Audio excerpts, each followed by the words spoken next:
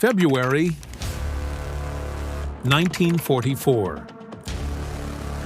The remote anchorage of Truk Lagoon ignites under a sky choked with oil-fed fire.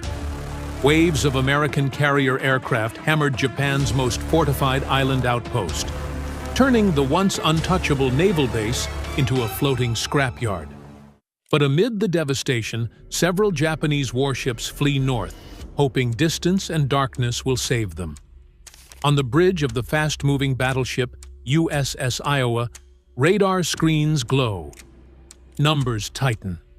Bearings shift.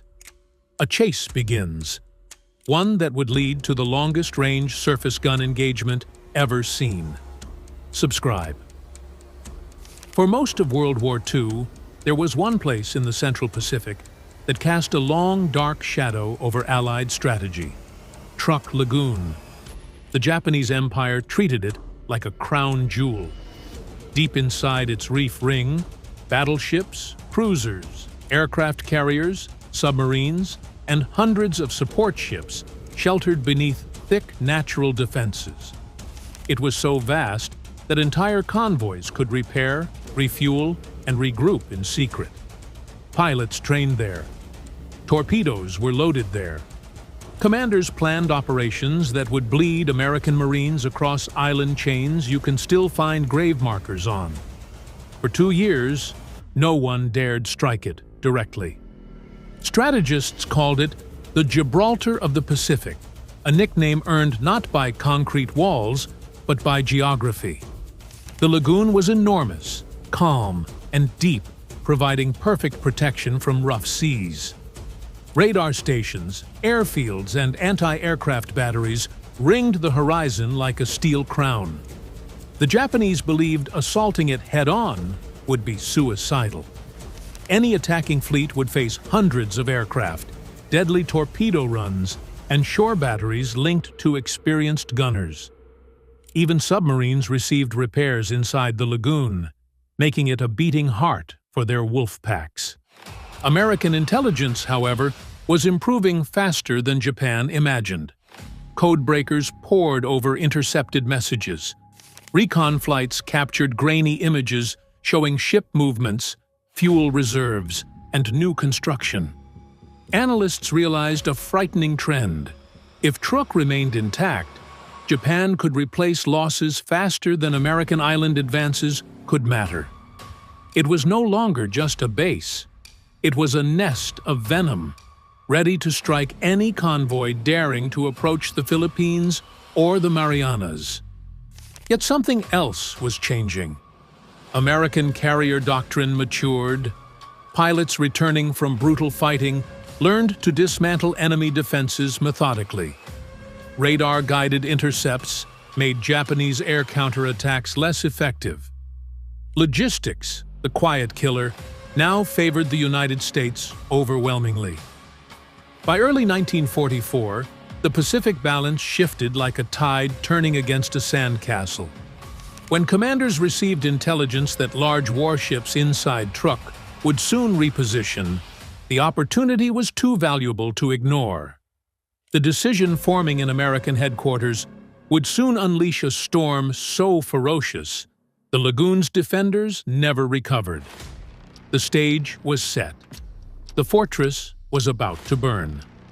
To understand why this surface chase near Truk rattled Japanese admirals to their core, you have to understand how they believed naval battles should be fought.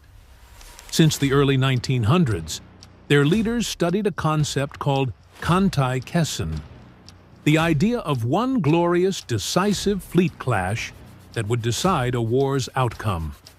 They imagined battleships closing within comfortable visual distance, exchanging heavy artillery at medium range, while destroyers darted in and launched torpedoes.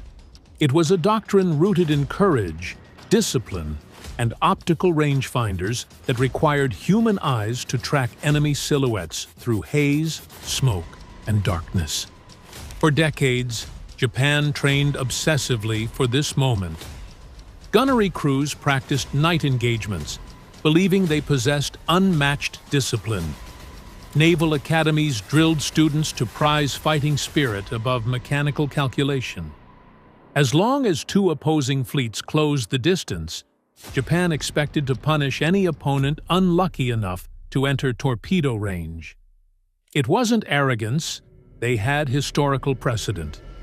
Their victory against Russia at the Battle of Tsushima convinced generations that superior morale and nerve could determine naval combat. The problem? Technology didn't stand still. Across the ocean, American engineers and mathematicians began solving entirely different problems. Instead of betting on visibility, they built tools that could see without light.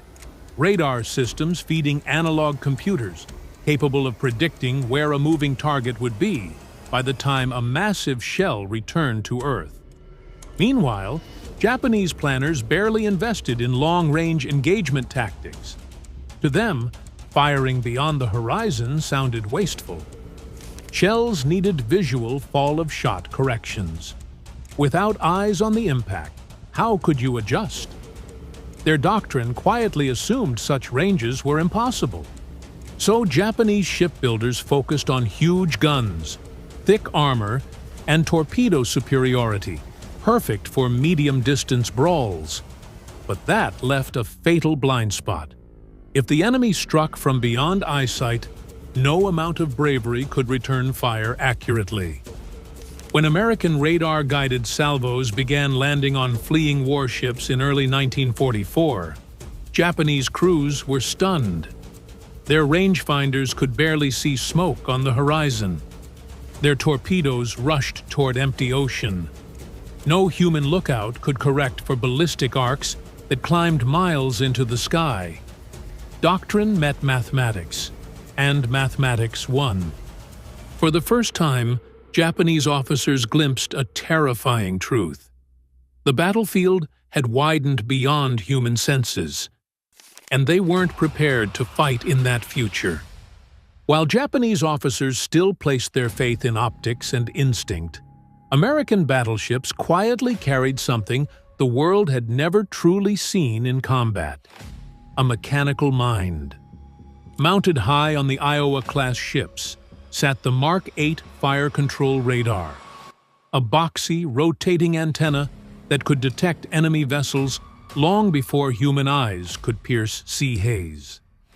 Every sweep sent pulses bouncing across the ocean surface, returning precise measurements of bearing, distance, and speed.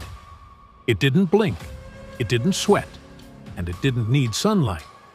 But radar alone wasn't the revolution.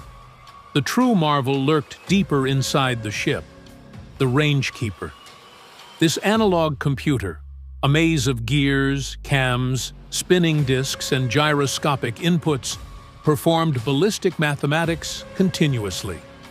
It considered dozens of variables at the same time, not just where an enemy ship was, but where it would be when a 5,000-pound broadside finally came crashing down a minute later. It compensated for the firing ship's turn, wind drift, humidity, and even barrel fatigue. Engineers joked that it calculated everything except prayer. Operators fed radar data into the rangekeeper, and the machine spat out firing solutions with cold precision. Elevation gears rotated the giant 16-inch rifles. Turrets aligned like mechanical predators. When the order came, the ship didn't guess. It executed. Meanwhile, Japanese gunnery officers still stood behind optical sights, adjusting range based on splashes. If smoke obscured the horizon, their accuracy fell apart. If rain blurred lenses, numbers became meaningless. At extreme range, enemy silhouettes sank below the curvature of Earth itself. Without radar, fall-of-shot corrections became educated hope. They were fighting physics with binoculars. The Iowa-class design was built around this system. Fire control directors atop the superstructure fed constant updates into the computer. Below decks, sailors listened for subtle variations in the machine's hum, trusting it completely. When shells left the barrel, no one watched them arc beyond blue sky. They simply waited for radar return echoes to confirm impact patterns. It was frighteningly impersonal. Warfare by calculation. This wasn't bravery measured in steel nerves. It was geometry, chemistry, and mechanical genius working in harmony. Japanese crews who once trained to read splashes through telescopes suddenly faced salvos, arriving from ships they couldn't even see. Their doctrine had no answer. If you cannot observe a shot, you cannot correct aim. If you cannot correct aim, you are simply wasting ammunition. In that moment, American battleships crossed a threshold. They became weapons no longer limited by human eyesight. And on February 17, 1944, fleeing Japanese ships would learn that lesson one shattering salvo at a time. While Truk Lagoon erupted behind them, one small formation of Japanese warships slipped quietly toward the open Pacific. Their commanders sensed doom long before the first American dive bomber howled overhead. Anchored ships were death traps. Fuel tanks, ammunition magazines, and tight berthing compartments meant that one accurate bomb could gut a cruiser in seconds. So, under dim pre-dawn skies, the light cruiser Katori, accompanied by destroyers and an auxiliary transport vessel, made a desperate run north. Their hope was simple: outrun American attention. On paper, this escape looked possible. The destroyers were fast, able to push into the mid-30-knot range. The cruiser Katori, though damaged from earlier airstrikes, still had enough life to limp north at more than 20 knots. Darkness and distance offered their only shield. Japanese officers prayed that the American carriers would fixate on the burning ships inside the lagoon rather than a handful of silhouettes darting toward safety. But American reconnaissance pilots were relentless. Patrol planes from the light carrier Cowpens spotted the fleeing column from above. From their altitude, smoke trails and wake patterns stood out clearly against the deep blue ocean. Radio operators transmitted bearing, speed, and heading straight back to Admiral Spruance. He now had two choices: let aircraft chase them until fuel became an issue, or commit surface vessels that had yet to fire a shot that day. Spruance chose the second. He quickly assembled a pursuit group built around two of the most powerful battleships afloat, USS Iowa and USS New Jersey. With them came heavy cruisers, Minneapolis and New Orleans, plus screened destroyers ready to counter torpedo threats. And unlike the Japanese ships, this American group could sustain more than 30 knots without straining machinery. At flank speed, bow waves boomed forward like white wings. The chase was on. Hours later, radar operators aboard Iowa detected faint returns dancing at the far edge of their scopes, blips too far away for any lookout to see. The operator's voice echoed through the ship's communication circuits. 4 contacts, closing slowly. The plotting team went to work, marking courses on grease pencils across transparent plotting boards. Za-boom! Firing arcs, predicted movement. Everything fed into the heart of the battleship's mechanical brain. Meanwhile, aboard the Japanese vessels, anxiety tightened like a wire. Their commanders knew they were being hunted. Lookouts stared into haze until their eyes burned. Radio operators intercepted fragments of American communications. They could hear the wolves gathering. By early afternoon, the American task group shortened the distance dramatically. The horizon shimmered with heat, but on radar screens the enemy was crisp and unforgiving. This was no longer a slow escape. It was a drag race against the inevitable. Men aboard Katori watched their wake foam violently behind them. They knew Japanese doctrine offered no comfort at such extreme range. In their bridge charts, This distance belonged to theory, not battle. They were out of time, out of fortune, and soon out of cover. Behind them, Truk Lagoon still burned. Ahead of them, American guns waited patiently, and the ocean offered no hiding place. By early afternoon, the positions were set. Aboard USS Iowa, turret crews braced behind armored bulkheads as officers relayed the firing order down steel ladders and through speaking tubes. Deep within the ship, powder bags were lifted like sacred cargo. 6 silk charges for each massive 16-inch rifle, handled with a level of respect bordering on ritual. If a single spark kissed the powder, the entire turret could vanish in an instant. Every crew member knew it. Up in the fire control director, operators stared not through glass lenses, but into the steady sweep of the Mark 8 radar display. They watched the fleeing Katori creep across a coordinate grid like a ghost being pulled into a trap. Distance, 32,000 yards. That was beyond direct human vision. To the naked eye, the enemy didn't exist. But the mechanical brain below decks knew better. When the order came, "Commence firing," Iowa unleashed its opening salvo. 3 guns roared from the center turret, each projectile heavier than a small automobile engine. The ship lurched sideways under the shockwave, and deck crew instinctively ducked from the brutal overpressure. Blast shields hummed, and paint blistered from heat. A rolling column of smoke and flame curled across the deck and drifted into the sky like a thundercloud. For nearly a full minute, the ocean was silent again. Then, on the distant horizon, a geyser of seawater erupted beside Katori. A near miss. Radar measured the splashdown instantly, feeding corrections to the rangekeeper. The machine clicked and muttered like an irritated animal. A second salvo thundered. This time, the shells walked closer, bracketing the cruiser with towering sprays that rattled her hull.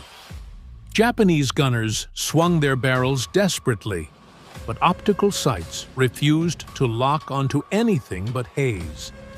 Their rangefinders couldn't solve angles hidden by the curve of the Earth.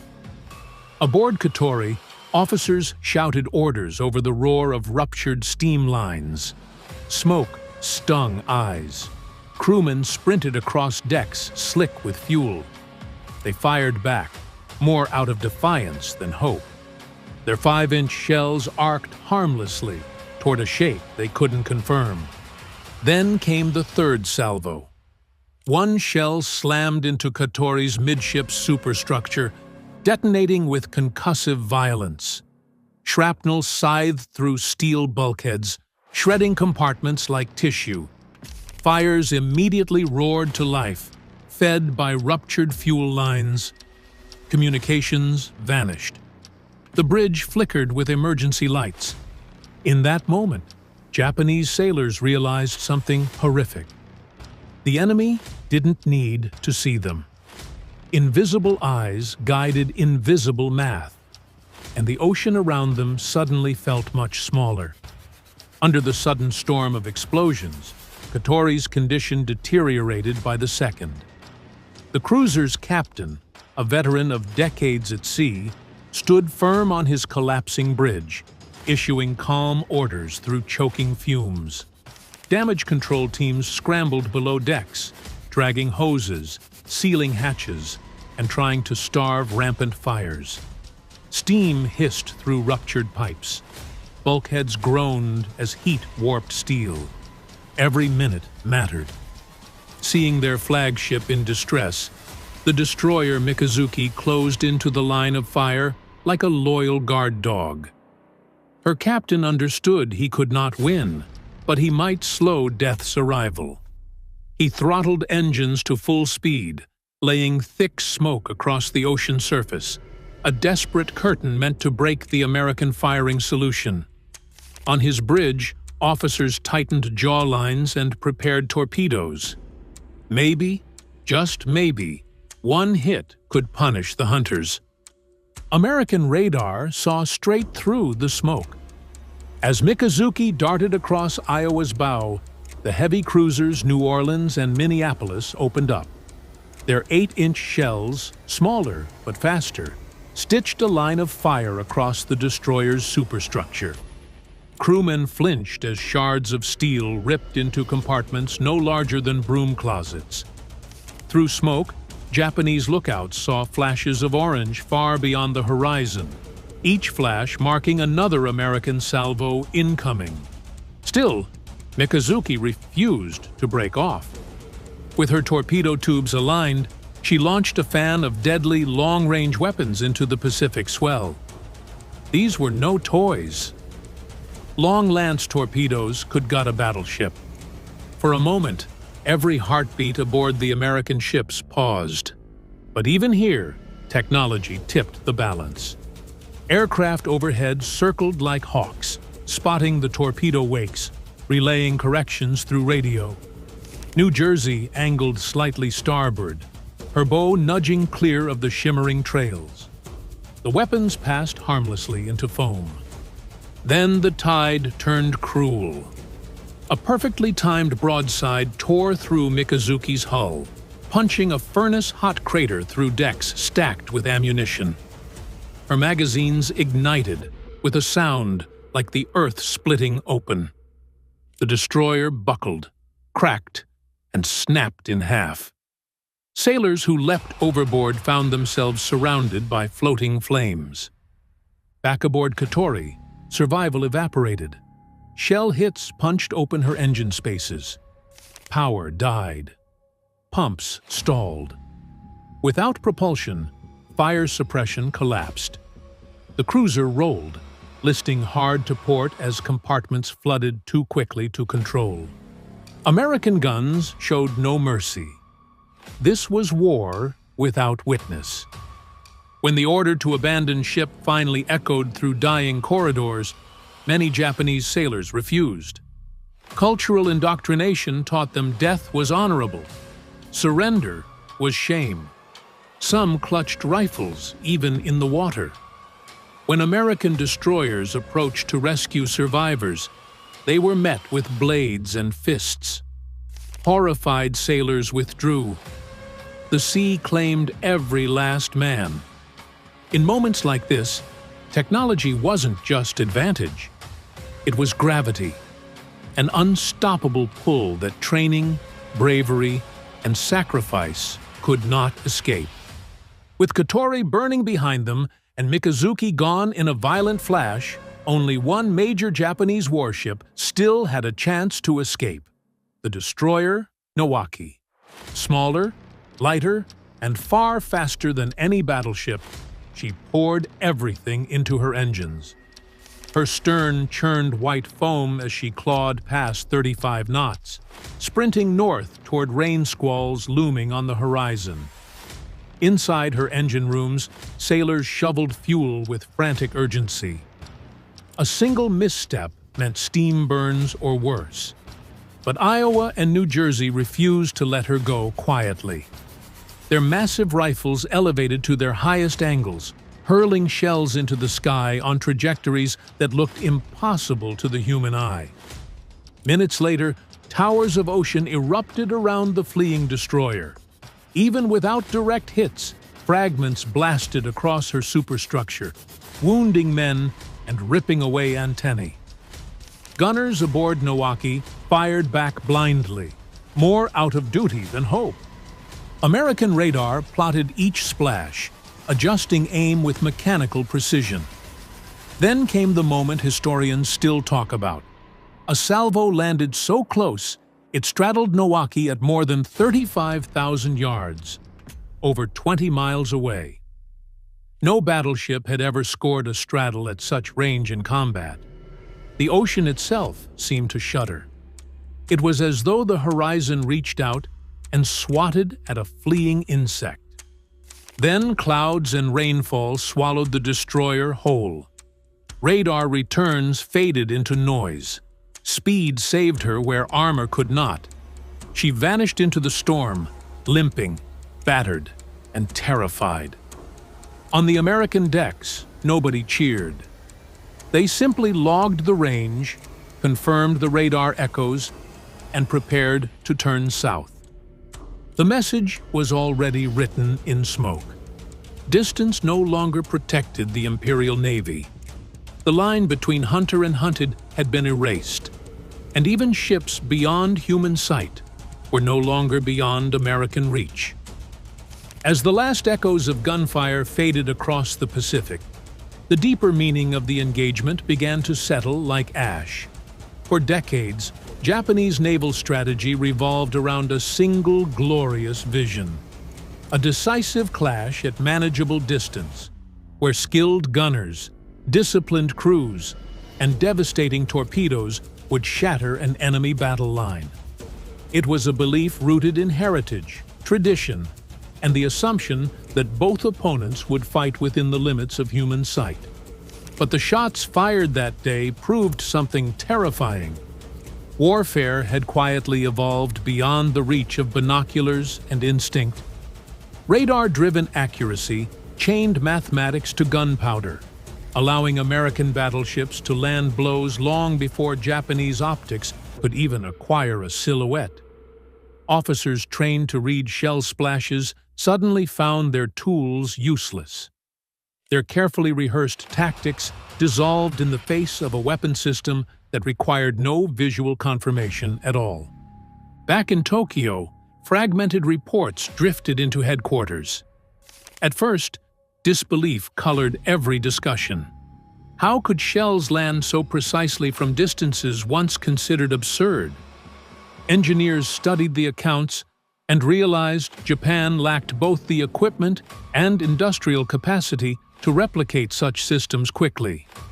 Even if upgrades were possible, fuel shortages, limited factories, and mounting convoy losses strangled every hope. For the first time, senior planners whispered the unthinkable. Fighting spirit couldn't close range. Courage couldn't bend ballistic arcs. And years of training meant nothing if the enemy killed you before you ever saw him. Like a door quietly closing, the age of the traditional battleship duel was ending. Radar shattered assumptions so deeply ingrained that Japan had no time to recover. In just 90 minutes, American technology didn't just sink ships, it sank a doctrine. And when doctrine dies, entire empires follow. When the smoke cleared and Task Group 50.9 turned back toward the burning horizon, something subtle and strange lingered on those steel decks. The crew of USS Iowa and USS New Jersey had just demonstrated the furthest, most accurate surface engagement in naval history. They proved their mighty guns still had a place in modern war. But outside that brief window of roaring thunder and falling steel, the world was already changing faster than they realized. Carrier aircraft had crushed truck before the battleships even arrived. Fighter wings dismantled air defenses. Torpedoes dropped from clouds, sank transports that no shell could reach. Submarines prowled shipping lanes, choking Japan's lifelines. Radar didn't just guide gunnery, it guided entire fleets. The decisive battle Japan dreamed of had quietly moved to the skies. Ironically, this stunning display would be the last time Iowa and New Jersey ever fired at surface ships in World War II. Afterward, their role shifted to escort duty, shore bombardment, and anti-air screens. Their immense rifles became symbols more than tools, thundering mostly at beaches and fortifications rather than rival navies. Japan's largest battleships, built to dominate such duels, would never trade broadsides with their American counterparts. Instead, they met their end under swarms of carrier-launched bombs and torpedoes, weapons born from a new age.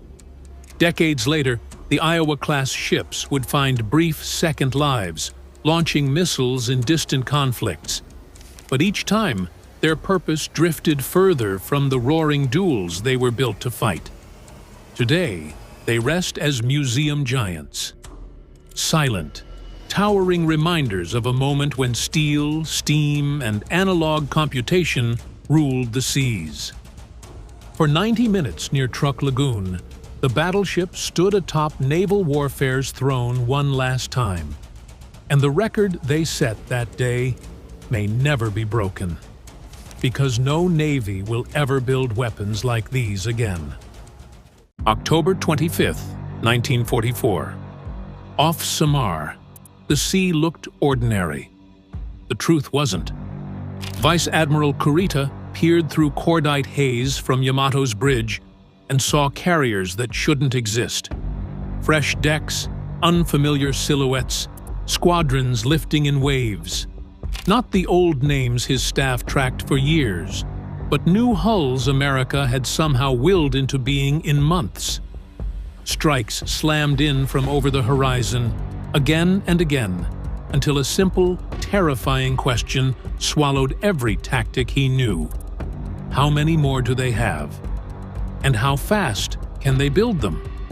This isn't just a battle story. It's the moment Japan's admirals realized they weren't fighting ships. They were fighting an assembly line. Factories versus fleets. Mathematics versus myth. Stay to the end to see how the Essex class broke an empire's faith in victory. And if you want more untold turning points from the Pacific, subscribe now so you don't miss what's next. Long before the waves at Samar turned black with fire, Japan's Navy believed it could never lose. The Imperial Japanese Navy of 1941 wasn't built on arrogance alone. It was built on decades of focus, engineering, and precision. After the Meiji Restoration, Japan transformed from a feudal island nation into an industrial power that studied the West, learned its methods, and then perfected them. Every ship that slipped from a Japanese dockyard was treated like a work of art, refined, efficient, and deadly. By the eve of World War II, Japan's fleet ranked among the most advanced on Earth. The Japanese carrier force that struck Pearl Harbor wasn't improvisation. It was the result of years of doctrine, war games, and experimentation. The carriers Akagi, Kaga, Soryu, and Hiryu operated in perfect coordination, their pilots trained with almost inhuman discipline. The Long Lance torpedo was the envy of every navy, fast, long-ranged, and devastatingly accurate. Japanese destroyers and cruisers moved with predatory precision at night, guided by optical instruments so advanced that American officers later described them as impossible. That mastery bred certainty. Japan didn't see itself as reckless, it saw itself as rational. Its admirals believed that superior skill and spirit could compensate for America's size. If the war came, they would win quickly, strike hard, secure resources, fortify the Pacific, and force the United States to the table before its vast industry could awaken. It was a plan born of logic, not fantasy. Yet it rested on one quiet miscalculation: that America would fight like Japan expected. Slow, predictable, bound by the limits of traditional warfare. When the bombs fell on Pearl Harbor, Japan believed it had achieved the decisive opening blow that would buy it years of security. What they didn't see was that they had awakened something far larger. A sleeping giant with factories instead of fortresses, engineers instead of warriors, and a patience that would turn production into a weapon sharper than any blade Japan had forged. Japan didn't rush blindly into war. It gambled with logic that seemed sound in 1941. Its naval planners, meticulous and methodical, knew the numbers. America produced 7 times more steel, 10 times more oil, and controlled the resources of an entire continent. But Japanese strategists believed they understood the psychology of their enemy as well as the statistics. They reasoned that the United States, a democracy of consumers, would not fight a long, bloody war over distant islands.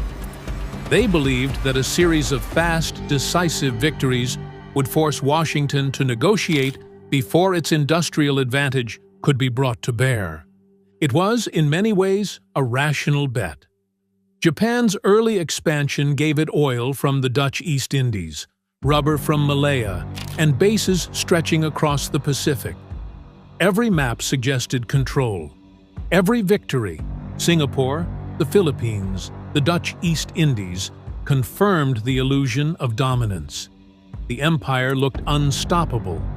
In Tokyo, the newspapers declared Japan had achieved what even Western empires once thought impossible: the creation of an Asian power to rival the West.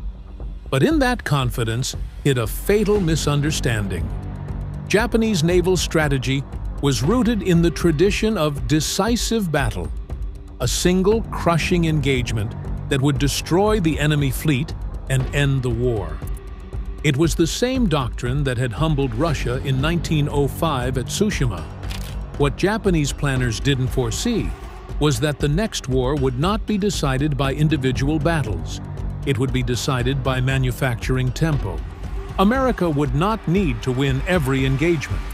It only needed to build faster than Japan could destroy.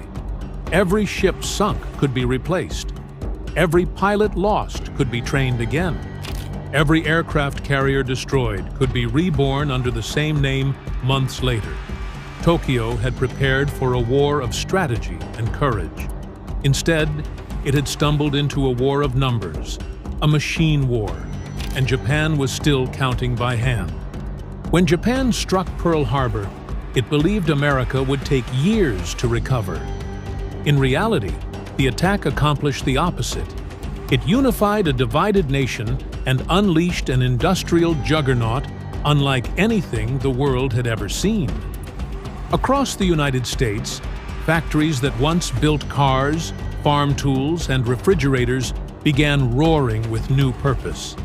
The blueprints for the Essex-class carrier were already on drawing boards, but now they became the centerpiece of a production miracle. From Norfolk to Puget Sound, shipyards learned to build carriers not as individual masterpieces, but as products of an assembly line.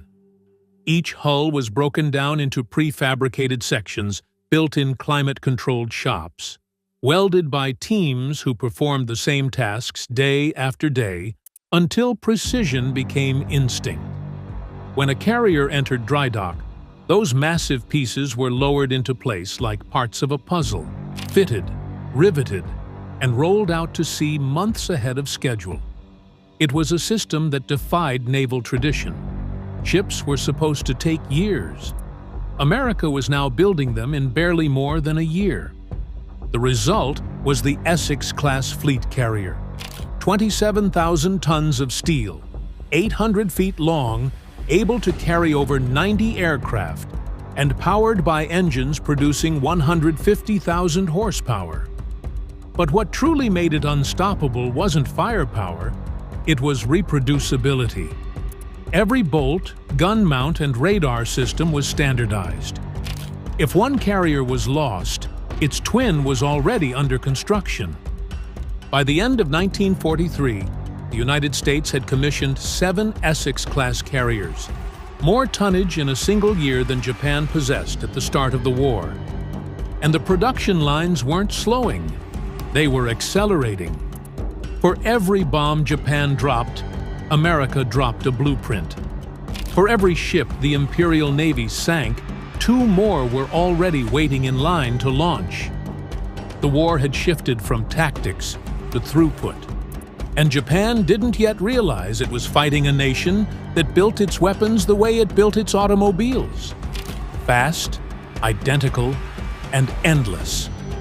By the summer of 1943, faint reports began reaching Tokyo that something strange was happening in American shipyards. Japanese naval intelligence officers stationed in neutral ports recorded the launch of massive new carriers, bigger, faster, and far more numerous than anything expected. Their reports were dismissed at first. Surely the Americans couldn't build that fast. Carriers weren't merchant ships. They were intricate machines requiring precision work, months of fitting, and careful calibration. The admirals in Tokyo laughed off the idea, but as the months passed, the laughter faded. The U.S. Navy's fleet was growing at a pace that defied logic. New names, Essex, Intrepid, Yorktown, Bunker Hill, appeared in intercepted radio traffic. The Japanese had sunk Yorktown and Hornet at Midway. Now those names were returning. It wasn't deception, it was replacement. America wasn't just replenishing its fleet, it was multiplying it. Then came the truth, delivered not by spies, but by experience. June 1944, the Philippine Sea. Japan deployed 9 carriers, its entire remaining strength under Admiral Jisaburo Ozawa, against 15 American carriers, most of them brand-new Essex-class giants. The Japanese had expected to meet an exhausted opponent. Instead, they faced an air armada of over 900 planes. When the first waves of Japanese aircraft approached, American radar picked them up more than 100 miles away. Hellcats launched to intercept with mathematical precision. Within hours, more than 300 Japanese aircraft were gone, obliterated in what U.S. pilots would call the Great Marianas Turkey Shoot. For the Imperial Navy, it wasn't just a tactical defeat, it was a moment of collective disbelief. The war Japan had prepared for, the war of courage and craftsmanship, was gone. In its place stood a machine war, fueled by factories and fought with infinite replacements. The Empire's most disciplined pilots had just collided head-on with industrial reality, and it didn't flinch. When the reports from the Philippine Sea reached Tokyo, disbelief turned to dread. Japan's most powerful carrier force had been shredded in a single day, its elite pilots gone, its air groups erased. Yet what stunned the admirals wasn't just the defeat. It was what intelligence officers quietly revealed afterward. America, they said, had commissioned 8 Essex-class carriers in 1944 alone, and more were already fitting out. Every 6 weeks, another one entered the water. It was production on a scale so vast that even Japan's most pessimistic pre-war estimates hadn't come close. In the halls of the Navy Ministry, officers debated the numbers. Some refused to believe them, insisting the reports were propaganda. But others, those who had seen American shipyards before the war, knew it was true. The industrial giant they had once studied with curiosity had now transformed into a war machine running at full speed. For every Japanese ship launched, the U.S. built 10. For every plane Japan lost, America rolled out 50. And Japan's factories? They were dying. Allied submarines strangled supply lines, cutting off oil, rubber, and steel. The metal that did reach the homeland was brittle, diluted with poor alloys. Skilled labor was vanishing, drafted into the army or killed in air raids. Shipwrights were replaced by students, farmers, and forced laborers. Each new carrier took years instead of months, and the few that did reach the water, Taiho, Unryu, Shinano, were doomed almost immediately. When Shinano, the world's largest carrier, sank just 10 days after launching, it wasn't just a military loss, it was a symbol. 3 years of labor, 3 years of faith, gone in a single torpedo strike. Japan's empire had once believed spirit could overcome material. Now, every ship that left its docks was a prayer, and every one that sank proved prayer wasn't enough. The factories in Japan still worked, but they no longer built victory. They built time, borrowed time, measured in steel, smoke, and denial. By early 1944, the Pacific wasn't an ocean anymore. It was an American assembly line stretching from California to the Philippines. Each month brought new hulls, new flight decks, and new squadrons of aircraft ready to replace those lost the week before. The Essex-class carriers rolled out one after another. Antietam in August, Shangri-La in September, Lake Champlain in October, Bonhomme Richard in November. American industrial might had evolved into something self-sustaining. Carriers were being built faster than combat losses could reduce the fleet. Each one arrived fully supplied, crewed, and armed with aircraft fresh from factories that operated around the clock. The United States had turned warfare into a process. Meanwhile, Japan's shipyards fell silent under the roar of American bombers. Naval fuel reserves vanished. Mechanics stripped grounded planes for parts. Hungry workers slept inside half-built hulls to stay warm at night. Pilots trained on wooden mock-ups, never touching the real aircraft they were meant to fly. What Japan once called the spirit of Yamato had been replaced by a grim acceptance that courage could not refuel an engine. The Americans now fielded more than 70 operational carriers, fleet, light, and escort, blanketing the Pacific like an unending swarm. From Saipan to Leyte, their reach was limitless. For every Japanese attack that struck a blow, 3 new American groups took its place. Japan had once believed the sea would shield it. Now the sea itself belonged to the machines, endless, tireless, and built to outlast hope. October 1944. The Empire's last gamble took form at Leyte Gulf. Japan threw everything it had, its carriers, its battleships, its submarines, into one final sprawling naval operation meant to crush the American invasion of the Philippines. Admiral Ozawa's carriers were ordered north, not to win, but to die, to act as bait. His 4 carriers, Zuikaku, Zuiho, Chitose, and Chiyoda, carried barely 100 aircraft between them. Many were obsolete trainers flown by half-trained boys. The admirals knew it. The plan was suicide, disguised as strategy. Far to the south, the battleships Yamato and Musashi advanced through the Sibuyan Sea, their guns ready, their crews proud but hollow-eyed. They never reached their target. American planes, hundreds of them, descended from the skies in organized fury. Musashi, the most heavily armored ship ever built, was hit with 19 torpedoes and sank beneath her own boiling wake. Yamato turned back. When Ozawa's decoy force was finally discovered off Cap Engano on October 25th, the sky blackened again. Waves of Avengers and Helldivers from American Essex-class carriers swarmed in from beyond the horizon. Within hours, Zuikaku, the last survivor of the Pearl Harbor attack, was struck repeatedly. Flames ripped through her hangars. As she rolled to port, her crew gathered on deck, saluting as she slid beneath the waves. 4 carriers vanished that day, their destruction barely noted in American reports. For Japan, it was the funeral of its naval soul. The carriers that once defined Japanese power had been reduced to distractions. The pilots who once changed the course of history were gone, and the admirals who once spoke of honor now whispered only of inevitability. The Empire had built its war on courage and faith. But at Leyte, it discovered the truth no spirit could deny. Machines don't feel fear, and factories don't stop to pray. After Leyte Gulf, Japan's navy no longer existed in any meaningful form.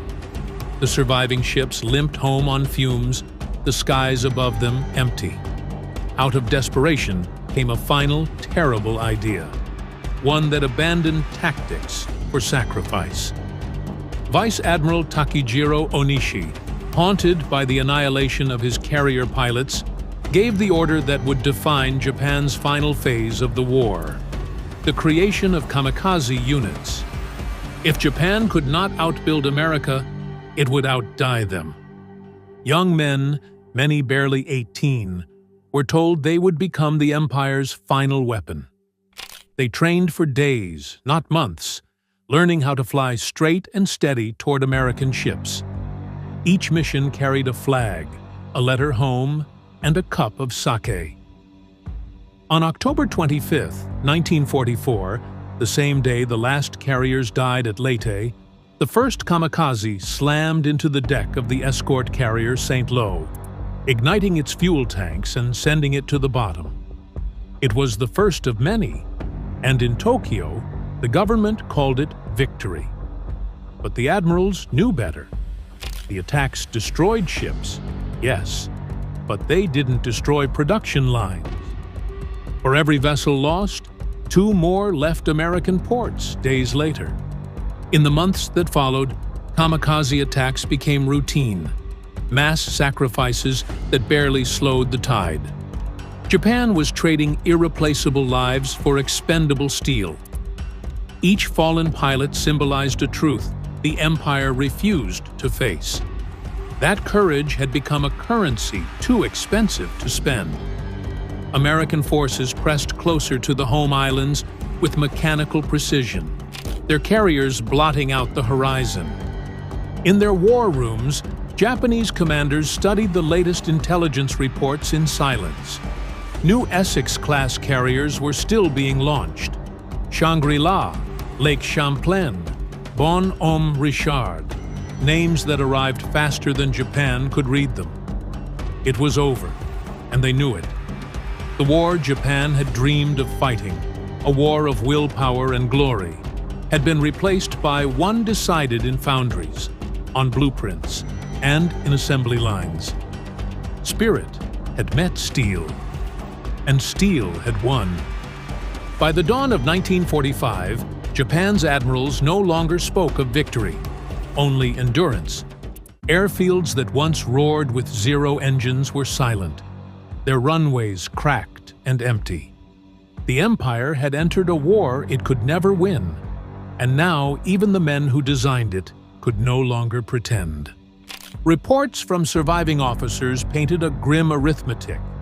The United States had built over 24 Essex-class carriers by 1945, with dozens more escort and light carriers beside them. Japan, in total, had completed fewer than 10 since the war began. America's production had reached a point where even catastrophic losses meant nothing. A single year of construction erased every Japanese ship sunk in the entire war. It wasn't strategy anymore. It was manufacturing. Admiral Toyoda, commander-in-chief of what remained of the fleet, described it quietly. "We are not fighting men. We are fighting factories, and those factories were invincible." Bombing raids burned Tokyo, Osaka, and Yokohama to cinders, but the truth was cruel. Japan could not destroy America's capacity to fight. The war was now a contest between exhaustion and momentum, and Japan had run out of both. When Yamato sailed on her final mission in April 1945, a one-way suicide charge toward Okinawa, her officers understood what awaited. She was the largest battleship ever built, and yet she represented a ghost of a lost dream. American aircraft sank her before she reached shore. To the Japanese sailors watching her explode, it was not just the death of a ship, it was the death of an idea. The Essex class had done more than win battles. It had broken faith itself, proving that courage, sacrifice, and spirit crumble when confronted by a nation that can outbuild time itself. Japan's admirals fought to the end because duty demanded it. But in their hearts, they knew. The war had ended long before the surrender. The moment the assembly line became America's greatest weapon. August 6, 1943. The waters of Vella Gulf were silent. Too silent. Thick jungle shadows from Vella La Vella and Kolombangara framed a narrow stretch of black ocean, where 6 American destroyers crept along at minimum wake. Deep inside the USS Dunlap, Commander Frederick Moosbrugger watched the pulse of his SG radar, waiting for the moment he had trained months to meet. When 4 distant contacts appeared, he knew this night could finally break a year of humiliating defeats. Within minutes, dozens of American torpedoes would slice through the dark, and Japanese dominance in night fighting would begin to crumble. Before we begin, subscribe for more untold turning points of World War II. When Japan seized footholds across the Solomons, it inherited a logistics nightmare. Garrisons clung to jungle islands under the shadow of American air power. Slow freighters could not survive daylight. A single scouting patrol from Henderson Field could summon dive bombers that turned cargo decks into funeral pyres. Out of that pressure came a dangerous workaround the sailors nicknamed the Tokyo Express. Frontline destroyers, built to hunt and screen, repurposed as nocturnal freighters. They ran blacked out at 30 knots, hugging reefs and rain squalls, decks stacked with fuel, rice, and ammunition lashed in steel drums. Near the beaches they dared not linger. Crews simply kicked the drums overboard and prayed currents and shore parties would find them before the sea did. On a good night, only a fraction reached hungry troops. The rest sank, burst, or drifted into darkness. Every run kept men alive and bled the fleet. Each destroyer burned on supply duty was one less blade in Japan's scabbard. Shipyards could not replace losses. Fuel was tight. Veteran crews were irreplaceable.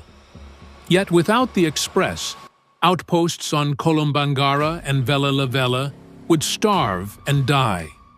So the runs continued, again and again, along the same black corridors of water through Vella Gulf. American eyes were watching. Coast watchers on jungle ridges counted wakes. Radio intercepts sketched schedules. PT boats tried first and failed. Their torpedoes broke faith, fizzling, diving deep, or erupting early. Japanese confidence grew with every escape. By August 1943, the pattern was fatal for them. The United States had learned the lanes, trained for the night, and crucially, fixed its torpedoes. 6 destroyers under Commander Frederick Moosbrugger slid into Vella Gulf not to chase, but to hunt. The Express would run on time, the ambush would be waiting. The era of Japanese certainty after dark was about to end. What followed was not a duel of bravado, but a cold test of tools and timing. Night in the Solomons was not just dark, it was absolute. Moonlight smothered by cloud, islands hulking like black walls, waves whispering against hull plating. Into this void crept Task Group 31.2, 6 American destroyers moving at barely a murmur. This was no wandering patrol. Every helm order, every engine adjustment, every plotted bearing was choreographed hours earlier aboard USS Dunlap, where Commander Frederick Moosbrugger gathered his captains and drilled them like surgeons rehearsing an operation. He outlined not only the plan, but the why behind every turn. Communications could shatter in night combat, wires severed, radios jammed by gun blasts, confusion blooming faster than flame. Each captain had to fight as if cut off, yet remain part of a single deadly machine. It was a doctrine born from painful lessons. Salvos fired too late, columns too long, torpedoes wasted, cruisers gutted by Japanese long-lance attacks. That would not happen tonight. Radar was their lantern.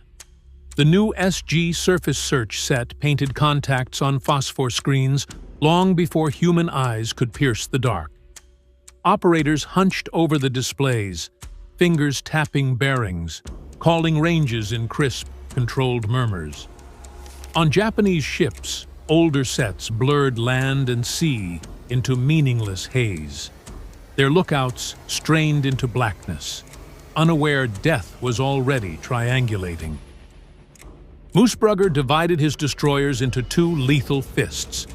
The first, Dunlap, Craven, and Maury, would unleash torpedoes and peel away, refusing the enemy any obvious target. Behind them angled the second trio, Lang, Sterrett, and Stack, their torpedo tubes partly replaced with heavy 40mm guns, ready to shred barges and survivors, and to finish whatever the torpedoes merely wounded. No chatter, no wasteful radio bursts, just the steady hum of turbines and the occasional clatter of binoculars as officers swept for silhouettes against faint starlight. Below decks, crews waited beside torpedo tubes, hands on greased levers, sweating in the heat, whispering a simple prayer. Please let them work this time. Because they knew the truth. For 20 brutal months, their torpedoes had betrayed them, running deep, misfiring, striking like fists made of chalk. Sailors had watched perfect shots fizzle as Japanese destroyers raced away untouched. Trust had died one dud at a time. But tonight was different. Contact exploders had been reforged, magnetic triggers disabled, depth settings corrected. For the first time, the Mark 15 torpedo was honest. And as the American line slid north along the invisible wall of Kolombangara's coastline, every bearing ticked closer to the inevitable. Japanese destroyers were inbound, engines pushing against a calendar of routine.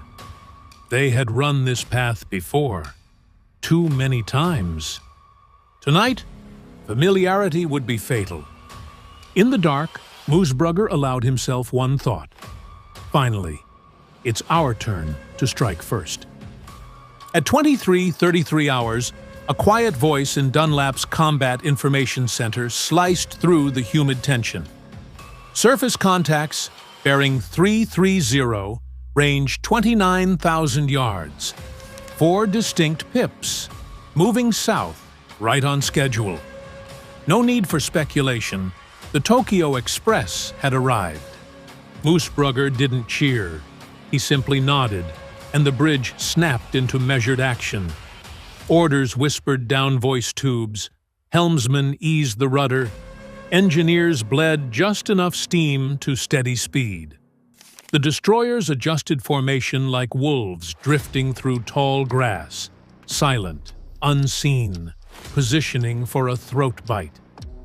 The Japanese column, oblivious, pressed south at 20 knots, their attention fixated on the beaches near Vila, not on the quiet waters behind them. Their tired lookouts scanned the open western horizon, where faint cloud glow made silhouettes easy to catch. They did not search toward the looming dark lump of Kolombangara, where American hulls blended with jungle shadow. Radar gave the Americans a view beyond human sight, a window into movement, formation, even course changes. Operators traced arcs with grease pencils, calculating a firing bearing before any enemy eyeball could ever see. Aboard the Japanese destroyer Shigure, Captain Tomotsu Hara sensed nothing amiss. His torpedoes pointed portside toward Vella La Vella, the direction Japanese intelligence insisted was clean. His radar showed only islands, no blinking threats. Doctrine taught that the Americans stumbled at night. Tonight would be no different. Meanwhile, in Craven's torpedo room, sailors loaded the last Mark 15. The warhead's dull metal plating hid 663 pounds of Torpex, deadlier than TNT, engineered to buckle keels instead of just punching holes. Men checked safety wires 3 times, hands shaking not with fear, but with memory. They had seen too many duds. Not tonight. Division A2, swinging wide, maneuvered to cut across the Japanese column's path, like a blade awaiting the moment of impact. Their role was subtle, yet lethal. Punish any evasive turn, erase survivors, and protect Division A-1's retreat. Minutes crawled. Ranges dropped. 9,000 yards, 7,000, 6,000. Japanese officers still read empty horizons, lulled by routine and confidence built on 2 years of unchallenged night supremacy. Then, silence sharpened. Moosbrugger leaned over the radar plotter. Torpedo crews braced. Bearings steadied. Speeds aligned. Geometry locked into a perfect kill pattern. The destroyers held their breath. Because in night combat, the side that struck first often struck last. With the enemy silhouetted against faint western sky, unaware, unready, steaming straight into the jaws of a trap woven from mathematics and revenge, the moment for vengeance approached. One order, whispered into headsets and shouted through steel decks, would unleash the torpedoes that American sailors had waited 20 months to trust. Stand by to fire. When the order came at 23:41, it landed like a hammer blow. Division A-1's torpedo crews moved with mechanized calm, men who had rehearsed this moment in daylight and dread. Dunlap fired first. 8 dark cylinders slipped from their tubes and vanished into the black like falling stars. Craven and Maury followed in tight succession until 24 Mark 15 sliced the Gulf, each set to 6 feet and 46 knots. Silent, hot, and deadly. The boats executed a textbook 90-degree break, roaring away to starboard, increasing distance and denying the Japanese any easy reply. In under a minute, the assault had been launched. In 6 minutes, it would be decided. The geometry was brutal in its simplicity. The Americans had forced the Japanese into a position where broadside exposure met a converging torpedo spread. Torpedoes, once cursed by malfunction, now ran true. No premature magnetic blasts. No depth ghosts. The Mark 15 carried Torpex, an explosive designed to shatter hulls rather than merely punch holes. Where one struck, structure would crumble. Where 2 struck, a ship's spine could be broken in half. At 23:46, the night detonated. The first concussion came like a struck bell, a dark, rolling boom that tipped the sea into a moment of hellish illumination. Hajikaze erupted amidships, flames clawing skyward as fuel and stores ignited. Arashi took a catastrophic hit to her forward magazine. The explosion tore her into a blistering column of fire. Kawakaze shuddered, her plating buckling under a torpedo's hungry blast. In minutes, 3 destroyers that had steamed with arrogant routine were burning, breaking, going down. The American destroyers did not gloat. They crossed back to the scene with trained efficiency. Division A-2's guns opened once the muzzle flashes confirmed successful strikes, sweeping remaining targets with 5-inch shells that finished wrecks and quelled any resistance. The night became a tableau of flame, debris, and men thrown into the water. Life rafts and wreckage drifted under stars now sullied by oil fires. Rescue attempts were made, but Japanese sailors, shaped by Bushido and propaganda, often refused salvation, pushing away lines, swimming for islands, choosing death over capture. A handful were taken aboard, but most perished or vanished in the dark. The scene was grim proof that tactical victory often carried human tragedy.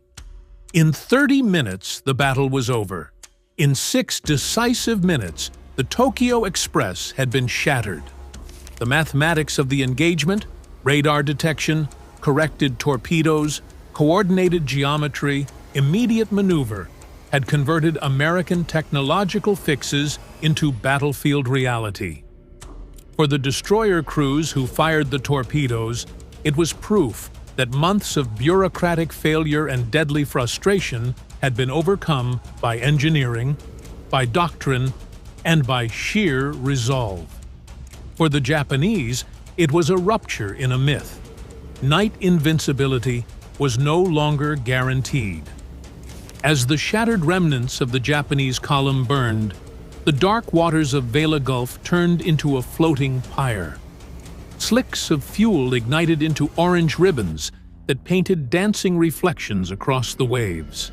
Exploded ammunition cooked off in popping bursts, echoing like distant rifle fire. For the American destroyer crews, the smell of scorched oil, burned paint, and salted steam pressed against the senses like a physical weight. No cheers rose from the decks. Victories at sea rarely sounded like triumph. They sounded like fire and steel tearing apart. Debris drifted everywhere. Splintered wood, twisted metal, shoes, helmets, and personal effects from men who minutes before had been preparing to offload cargo. Hundreds of survivors thrashed in the black water. Their voices carried through the smoke, some calling for help, others shouting indistinct phrases as they battled exhaustion and burns. The Americans, trained to rescue whenever possible, maneuvered carefully toward scattered groups, throwing life rings and lines into the sea. But what came next stunned them. Many Japanese sailors refused to grab the ropes. Some pushed them away with trembling hands. Others, despite burns and shock, turned and swam desperately toward Vela La Vela, 4 miles away through current and darkness. A few survivors clung silently to debris, drifting out of reach rather than touch the hands of an enemy. American sailors watched in disbelief as drowning men chose the water over rescue. This was not defiance for show. It was carved into the psychological bone of the Imperial Navy. Japanese training manuals taught that capture equaled shame, abandonment of duty, family, and emperor. Propaganda whispered that prisoners would be tortured. Cultural doctrine insisted that death preserved honor. Survival through captivity destroyed it. Bushido, already mythologized, had been twisted into policy. Better the sea than humiliation. Only those too badly wounded to resist were taken aboard. Some collapsed on deck, whispering apologies in Japanese. Others stared angrily upward, wounded more by shame than shrapnel. American medics treated them anyway. Compassion for the U.S. Navy was not conditional. Meanwhile, the roaring flames illuminated a grim sight. Sailors slipping beneath the surface, exhausted, their shadows disappearing forever. The Americans recorded it in logbooks simply as refused assistance, a sterile phrase that concealed profound tragedy. As the destroyer crews navigated slowly among wreckage, they repeated the ritual. Call out, throw lines, urge contact. Again and again, hands batted the ropes away. It was a moment that revealed the vast gulf between two worlds. To the Americans, rescue was duty. To the Japanese, rescue was dishonor. By 0003 hours, the last of the burning hulls rolled and slipped beneath the waves, hissing as flame met sea. The battlefield fell eerily quiet. No victorious music swelled, no sailors danced. Men simply stood at rails, staring into firelit waters that still carried voices fading into silence. That night, the U.S. Navy learned something chilling. Defeating Japanese destroyers required striking not just steel, but a belief system that valued death over survival. And in the cold calculus of war, that meant future engagements would be more ruthless, more sudden, and less forgiving. The sea still burned. The psychological lessons burned brighter. Far to the north of the flaming chaos, one lone silhouette clawed its way through the darkness. the destroyer Shigur, her stern twisted, steering gear damaged by the single-dud American torpedo of the night. Captain Tamichi Hara fought the helm like a wounded animal. His ship zigzagged unpredictably, not out of clever tactic, but because the rudder no longer obeyed fully. Every turn risked spinning her into an illuminated kill zone. Every minute kept her within range of American radar. Inside Shigur's bridge, tension stretched tight as piano wire. Men whispered prayers, eyes fixed on the black horizon. Hara ordered his torpedo crews to launch a spread in desperation. 8 deadly Type 93 long lances tore into the night, their wakes invisible. But the shots were blind, fired at ghosts. Somewhere beyond the smoke, American destroyers maneuvered steadily, never presenting a silhouette. Each minute that passed without return, fire felt unreal, as if fate itself intervened. Hara didn't know it, but the Americans had no interest in pursuit. Their victory was already absolute, and chasing a damaged ship deeper into the archipelago risked aerial detection by dawn. Commander Mugger's orders were coldly rational. Secure the battlefield. Save who can be saved. Prepare for another wave.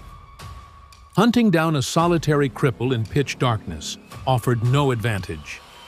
Still, Shigur's crew expected impact at any second. Men flinched at every shudder of the hull. Lookouts scanned feverishly, expecting searchlights to snap on and swallow them. And for the first time in the Pacific War, Japanese destroyer sailors felt hunted in the night. By 0040 hours, the gulf behind her glowed faintly from dying fires. Bodies drifted like debris. Communications crackled with silence. 3 sister ships gone. Thousands of tons of steel and hundreds of lives erased in 6 minutes. Hara understood immediately. This defeat wasn't tactical. It was doctrinal. Japan's reputation as supreme masters of night combat had been earned in 1942 through shock, surprise, and their fearsome long-lance torpedoes. American radar had seemed clumsy, their torpedoes unreliable, their formations vulnerable. Victory at night had felt inevitable. Not anymore. As Shigur limped north, Hara mentally replayed the opening moments. There had been no warning. Radar had betrayed them. American torpedoes, those broken teeth, had struck flawlessly. Their formations, once tight with confidence, had become perfect targets. Somewhere in that smoky gulf, Japanese naval doctrine died quietly.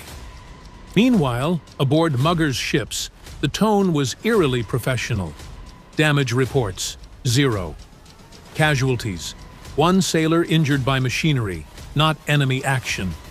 Log entries recorded clean torpedo spreads, confirmed detonations, avoided counterfire. It read like a training exercise. But sailors on deck felt the shift. They whispered among themselves that something fundamental had changed, that the Japanese were no longer the unstoppable phantoms of the slot. For the first time since the war began, American destroyer crews believed Shigure would become known as the luckiest destroyer in the Imperial Navy. Historians would note that she survived multiple actions that should have killed her, but in truth, she was merely the witness to a turning tide. Her escape did not preserve Japanese advantage. It carried home the seed of doubt. For the Imperial Navy, doubt was poison. Within weeks, officers debated the unthinkable. Were their night tactics obsolete? Did radar render human eyes worthless? Could doctrine forged in the pre-war years survive industrial adaptation? Japan's greatest fear was realized. Not that America would fight harder, but that America would learn. That night, As Shigure's silhouette vanished into the blackness, the Pacific quietly shifted balance. One ship lived. An entire strategy died. The Gulf slowly quieted, but the aftermath burned like a vision from some maritime underworld. Fuel oil fanned out across the black surface, igniting into ragged sheets of flame. They drifted in irregular, twisting shapes, fiery islands that hissed and crackled as ammunition continued to cook off aboard sinking hulls. Every explosion cast towering shadows of masts, smoke columns, and drifting wreckage that bobbed among drifting bodies. The night stank of diesel, burning paint, and cordite. American searchlights cut through the smoke, illuminating patches of devastation that looked almost unreal. Survivors floated among the glowing slicks, coughing, calling, sometimes screaming.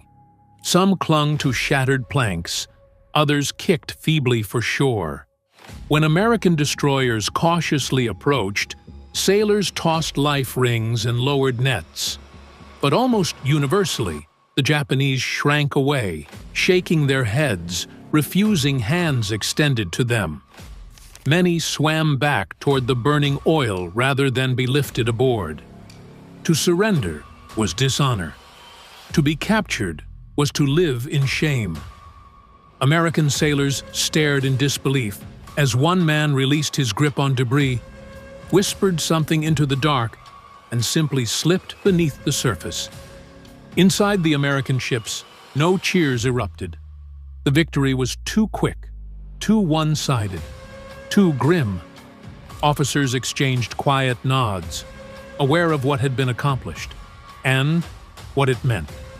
Naval warfare had turned a corner. This was no longer the twilight duel of lookouts and instinct.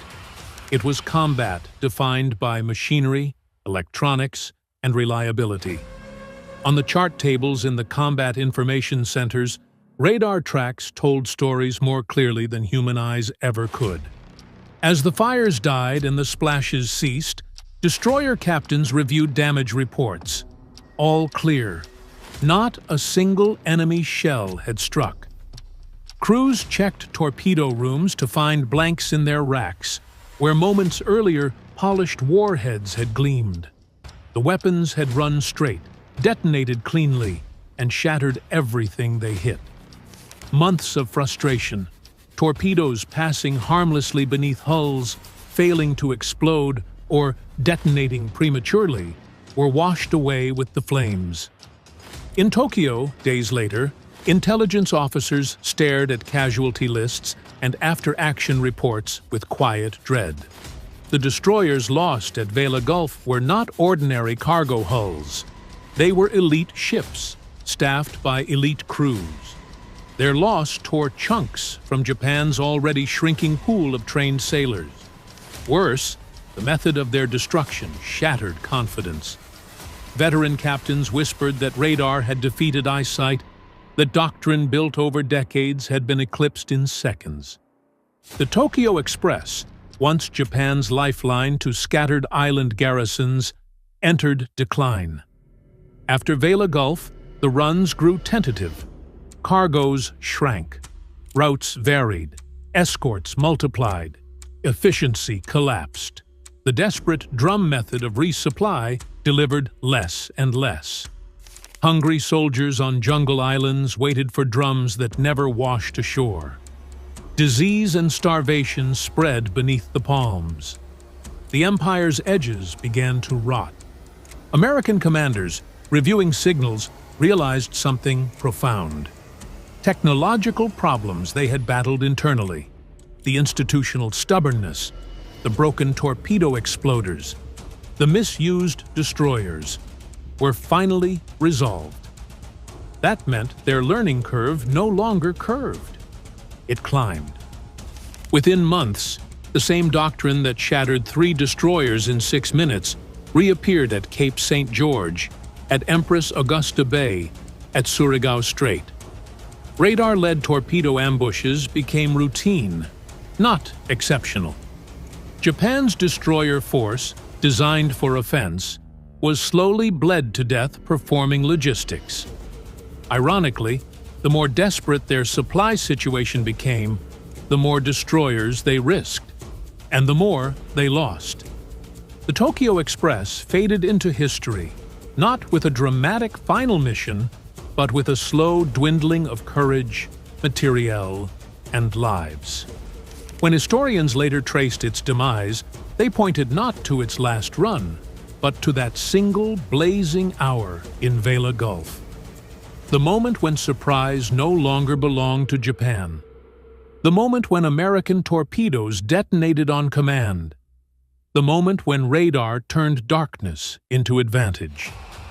The waters that night reflected burning ships and sinking doctrine, and beneath those flames, the Pacific pivoted. When dawn crept over Vela Gulf, the flames had faded, leaving only drifting smoke and scattered wreckage. Musger's destroyers returned to base untouched, their crews exhausted but silent, knowing they had crossed an invisible threshold. In just 6 minutes, American radar, corrected torpedoes, and new doctrine shattered a reputation the Imperial Navy had carried since the war's beginning. From that night forward, Japanese destroyer captains no longer sailed with absolute confidence, and American crews no longer feared night engagements. The Tokyo Express withered, island garrisons starved, and momentum shifted permanently. Historians would later point to this quiet, brutal victory, not for its scale, but its proof. Machines worked, tactics evolved, fear reversed direction. In those 6 minutes of fire and oil-soaked water, the Pacific War bent toward its inevitable end. They found his farewell letter decades later, folded neatly, never delivered. Fujio Hayashi was supposed to die for the emperor. He climbed into a kamikaze plane, fueled it for a one-way mission, and stared death in the face. But something happened. His mission was canceled, and he lived. What followed was a lifetime of guilt, silence, and unbearable memory. He was one of the few kamikaze pilots to survive. But surviving wasn't freedom. It was a sentence. And what he revealed about the kamikaze program decades later has shattered the glorified myths and exposed a dark, haunting truth Japan never wanted told. Fujio Hayashi stood on the runway in 1945, barely 20 years old. The rising sun flag hung limp in the windless morning. His Tokotai plane, Japan's version of a flying coffin, sat ready. It had one purpose: to crash into an American warship. Hayashi had said his goodbyes. He had written a final letter to his mother. He had been told this was the most honorable death a man could have, to become a human bullet for the emperor. And he believed it. Or, at least, he thought he did. But something strange happened that morning. The weather turned, clouds rolled in, winds shifted, and in what must have felt like divine irony or cruel fate, his mission was abruptly canceled. He returned to base, still breathing, heart pounding. But the silence that followed was deafening. No fanfare, no ceremony. No one spoke to him. He was a ghost. A man who had stared death in the face and walked away. In a world where that wasn't considered heroic. He wasn't hailed. He was ignored. What haunted Hayashi wasn't just that he lived. It was that the men who went up after him never came back. "I was ready to die," Hayashi later recalled. "Then I lived. That's the part no one prepared us for." This wasn't an isolated glitch. It was the beginning of an unraveling, not just for Hayashi's mind, but for the myth Japan had built around the kamikaze. A myth that turned young boys into weapons, a myth that still echoed in the silence of a canceled mission. To understand why Hayashi felt more ashamed of surviving than proud of living, you have to understand the kamikaze machine. Japan didn't just build planes, it built an ideology, one that glorified death as the ultimate expression of loyalty. Boys as young as 15 were pulled from classrooms and told their deaths would purify the soul of the nation. Training for kamikaze pilots was brutally short. Less about flying, more about obedience. They were shown films of heroic deaths, given swords, taught that surrender was worse than annihilation. And when it came time to volunteer, many were simply pressured, not asked, expected. One survivor wrote, "I raised my hand because everyone else did. How could I not? They would have called me a coward." They wrote final letters to families, often dictated or censored by military handlers. Some included pressed flowers, others enclosed hair or fingernails for Buddhist rites.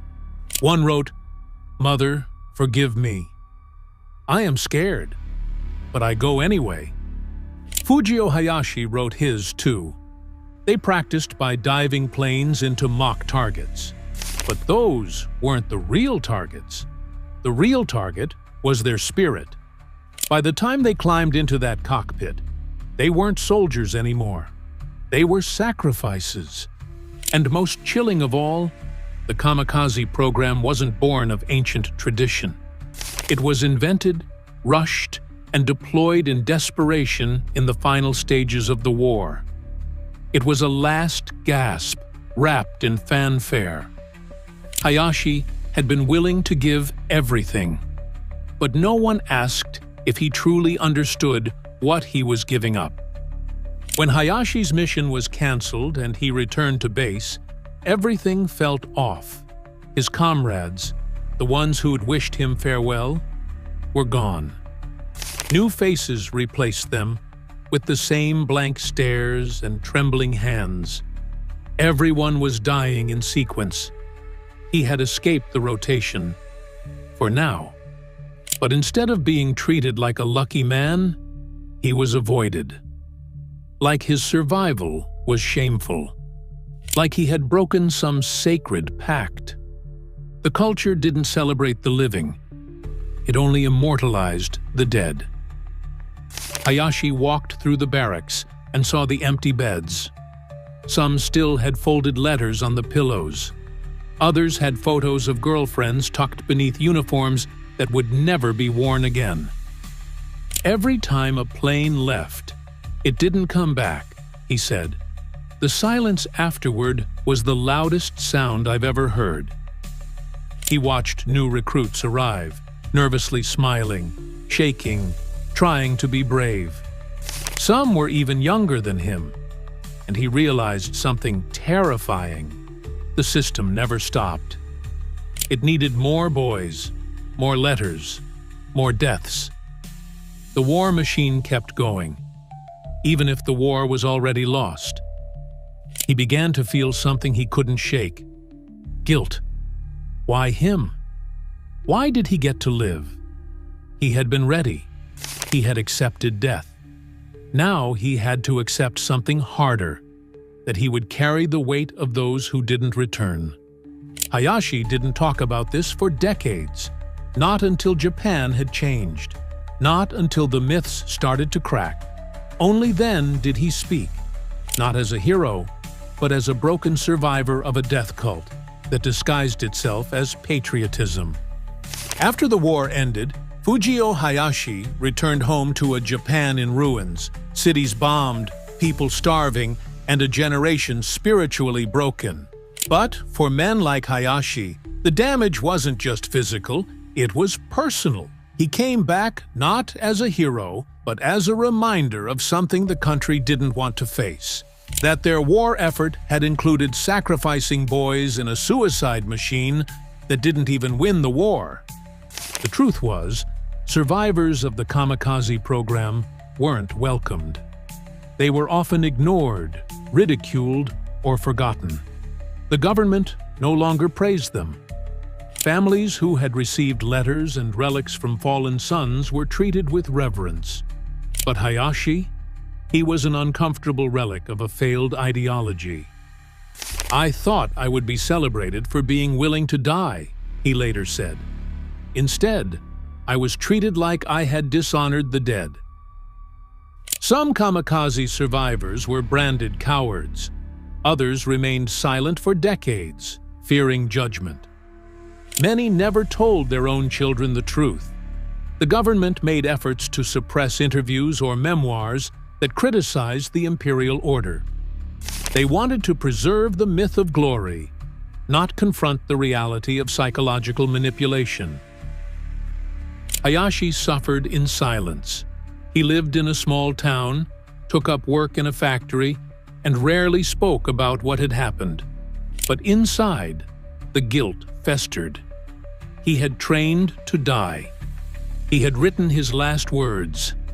And now he had to live with the fact that his survival made him invisible in the eyes of a nation obsessed with death as virtue. Worse still, he wasn't alone. There were hundreds like him, kamikaze pilots whose missions were delayed, canceled, or rerouted. Some had mechanical failures, others were reassigned, but none of them fit into Japan's post-war narrative of martyrdom. And so they were left out of the story, until some of them decided to speak. For decades, Japan preserved and displayed letters written by kamikaze pilots in museums, often cherry-picked for patriotism. But when historians finally dug into the uncensored letters, a different picture emerged. One of fear, regret, and unimaginable pressure. One pilot wrote, "I cannot say I am brave. I do not wish to die. But if I refuse, what will become of my family?" Another confessed, "They told me I was lucky to be chosen. I wanted to run, but where would I go?" These weren't warriors driven by fanaticism. They were teenagers, students, poets, and sons, pushed into a system that gave them two options: die honorably or live in shame. Some kamikaze pilots wrote multiple farewell letters because their missions kept getting postponed. One man wrote 13 different goodbyes. Can you imagine writing your last words over and over, only to return each night and have to do it again? Fujio Hayashi's own letter was short and humble. "To my mother, I go now as a man of Japan. Please be proud. I'm sorry I couldn't be a better son." But he lived, and he carried that letter with him for the rest of his life. A piece of himself that had already died before the war ended. These letters became time bombs, waiting to explode the myth. Once exposed, they proved something Japan never wanted to admit: that kamikaze pilots weren't volunteers. They were victims of a culture that wrapped death in silk and called it honor. Hayashi would later reflect that he never truly believed in the glory. He simply feared the dishonor more. In the 1970s and 80s, Japan began a slow cultural shift, one that allowed veterans like Hayashi to finally speak. Documentaries started appearing. Historians published full, uncensored letters. Survivors told their stories, and the world was shocked. Fujio Hayashi agreed to a rare interview. His voice was quiet, his eyes distant. He didn't tell grand war stories. He didn't brag. He spoke about the silence that followed him for decades. "No one ever told us what we were really dying for," he said. "We were told we were gods. But I came home, and I was a ghost." He spoke of comrades who cried the night before their missions, of boys who tried to sabotage their own planes, of letters they burned so their families wouldn't feel ashamed. These were not the images Japan had immortalized.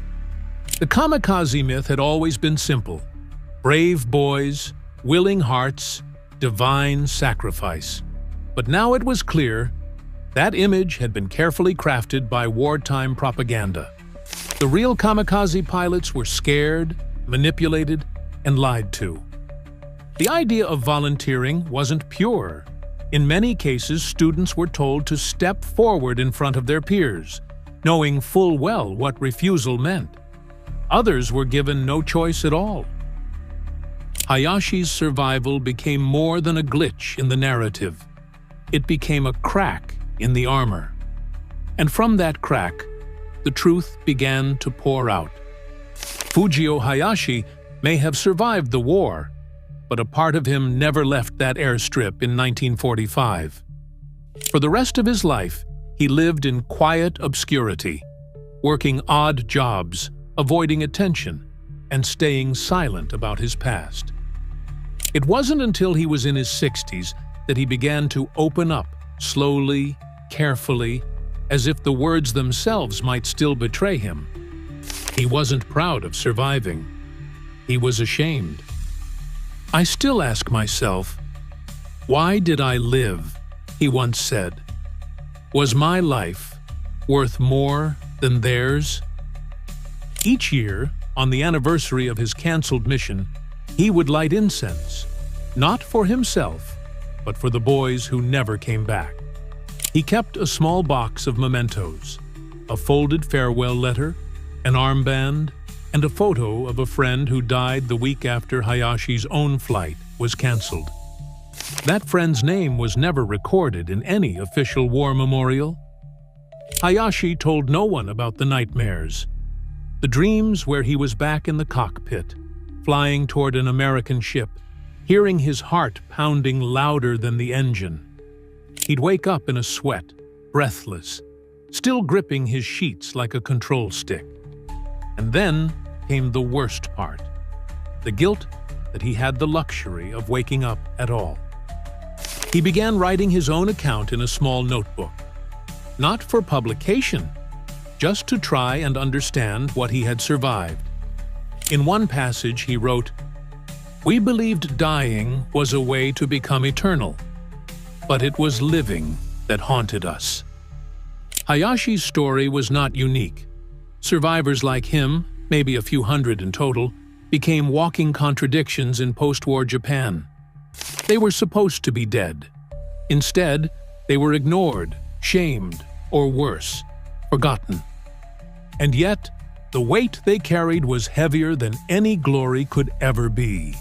Today, Japan officially remembers the kamikaze pilots as national heroes. Shrines are built in their honor. Museums display their belongings. But rarely, if ever, do these exhibits show the darker truth, the psychological manipulation, the coerced volunteering, the unfiltered final letters soaked in fear. Fujio Hayashi spent his final years trying to change that. He gave testimony to researchers, appeared in documentaries, and participated in interviews where he told the full, unpolished truth. He said Japan needed to stop romanticizing the kamikaze pilots as eager warriors. They were victims of a desperate military, of a collapsing empire, and of a culture that confused obedience with honor. "We didn't fly for glory," he said in one interview. "We flew because we were told to, because we didn't know how to say no." The government didn't respond. His story was quietly tolerated, but not amplified.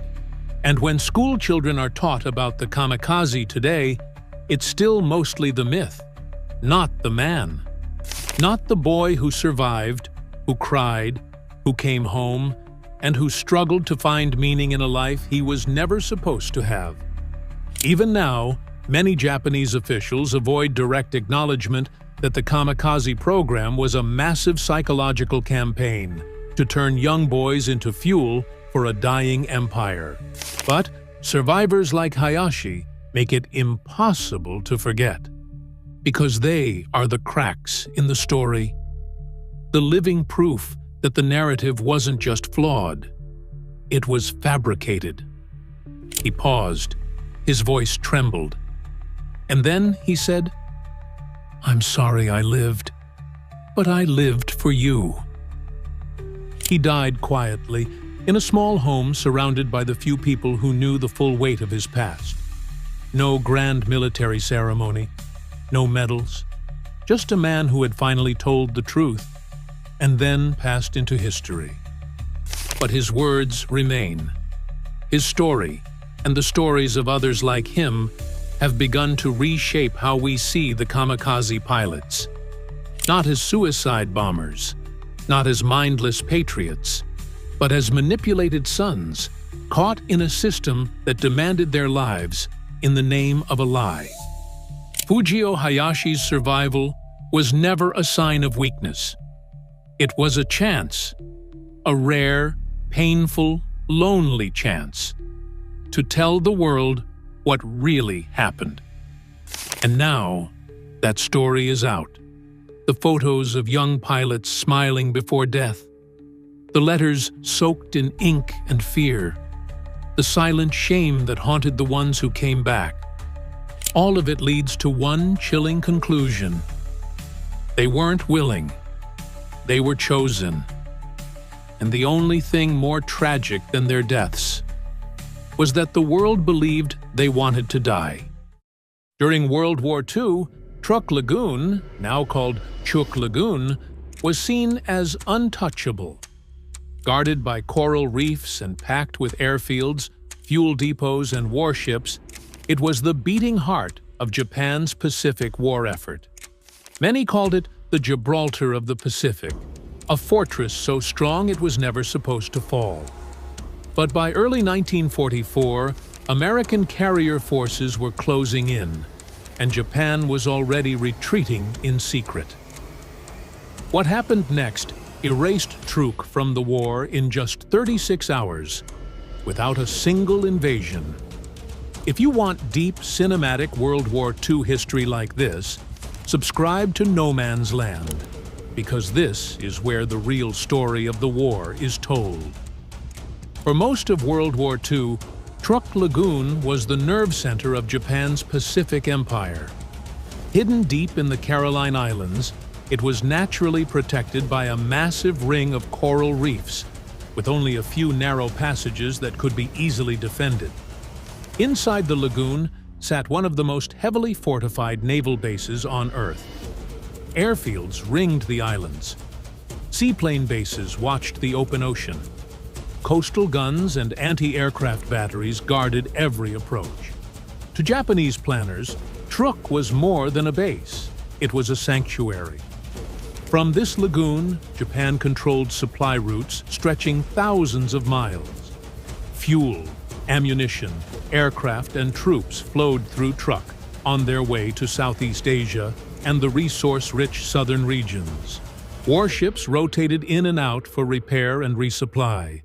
At its peak, Truk hosted battleships, aircraft carriers, cruisers, destroyers, submarines, and hundreds of aircraft. American planners compared it to Pearl Harbor in size and importance. Japanese officers went further, calling it the Gibraltar of the Pacific. That confidence shaped Japan's strategy. As long as Truk stood, Japan believed its outer defenses remained intact. Enemy fleets might win battles elsewhere, but Truk would anchor the empire, absorbing pressure and sustaining operations. Losing it was considered unthinkable. But war does not reward static strength. By late 1943, the Pacific battlefield had changed. American forces were no longer smashing directly into Japan's strongest points. They were bypassing them, isolating bases instead of assaulting them. One island fell, then another, each one bringing American air power closer. Truk's greatest strength, its isolation, was becoming its greatest weakness. Supply lines stretched thinner, reinforcements slowed, fuel deliveries declined. Quietly, without public acknowledgement, Japanese leaders began to realize the truth. The fortress that once protected the fleet was now becoming a trap. And once American carriers moved within striking distance, Truk's days were already numbered, even if no one inside the lagoon knew it yet. By the end of 1943, the strategic map of the Pacific no longer favored Japan. From the south and southwest, American and Australian forces under General Douglas MacArthur had driven Japanese garrisons from key island positions. Entire island groups were left isolated, their airfields useless, and their troops cut off from resupply. This approach avoided costly frontal assaults and slowly strangled Japan's ability to maneuver. Truk Lagoon sat directly in the path of this tightening net. At the same time, the United States Navy was advancing from the east. Admiral Chester Nimitz launched a series of assaults across the Central Pacific, seizing the Gilbert and Marshall Islands. Each capture brought new airfields closer to Truk, shrinking the distance American bombers and reconnaissance aircraft had to travel. What once felt remote and safe was now only a few hundred miles from American bases. Japanese high command saw the danger. Truk could no longer be defended as a frontline fortress. Its value was shifting from shield to liability. If American carriers struck while Japan's main fleet remained inside the lagoon, the result could be catastrophic. The solution was quiet withdrawal. In October 1943, Admiral Minachi Koga secretly ordered much of the combined fleet to relocate westward, first to Palau, and later toward Indonesia. The move was deliberate and silent. Japan wanted to preserve its remaining capital ships for a decisive battle elsewhere. Battleships, carriers, and heavy cruisers slipped away under cover of routine movements. Officially, Truk remained a major base. In reality, it was being hollowed out. But Truk could not be emptied overnight. Transport ships, fuel tankers, aircraft, and thousands of personnel were still required to support operations across the Pacific. Supplies remained stacked along the shore. Smaller warships stayed behind to provide local defense. Japanese commanders believed this reduced presence would escape notice. They were wrong. American reconnaissance aircraft were already watching. And once the United States realized that Truk was exposed but still full of targets, the lagoon's fate was sealed. By early February 1944, Truk Lagoon was no longer just isolated. It was exposed. American long-range reconnaissance aircraft began appearing over the region with increasing frequency, probing the lagoon's defenses and photographing what remained inside. One of those flights delivered an alarm that Japanese leadership could not ignore. U.S. patrol aircraft spotted major warships anchored at Truk, including the massive battleship Musashi and several aircraft carriers. For Admiral Minachi Koga, this was a flashing red warning. The Americans now knew Truk was vulnerable, and worse, they knew it still held high-value targets. Koga acted immediately. Orders went out to evacuate every remaining capital ship that could move. Carriers, battleships, and heavy cruisers were rushed out of the lagoon under extreme secrecy. Within days, Japan's most powerful vessels slipped away, narrowly avoiding disaster. But the evacuation came too late to save Truk itself. Even as the capital ships fled, the lagoon remained crowded. Dozens of transport vessels, fuel tankers, ammunition ships, repair ships, and smaller warships were still anchored inside. Airfields were stocked with aircraft. Fuel depots were full. Supply warehouses overflowed with cargo intended to support Japan's war effort across the Pacific. Truk was no longer a fleet base, but it was still a logistical goldmine. Japanese commanders believed this was acceptable.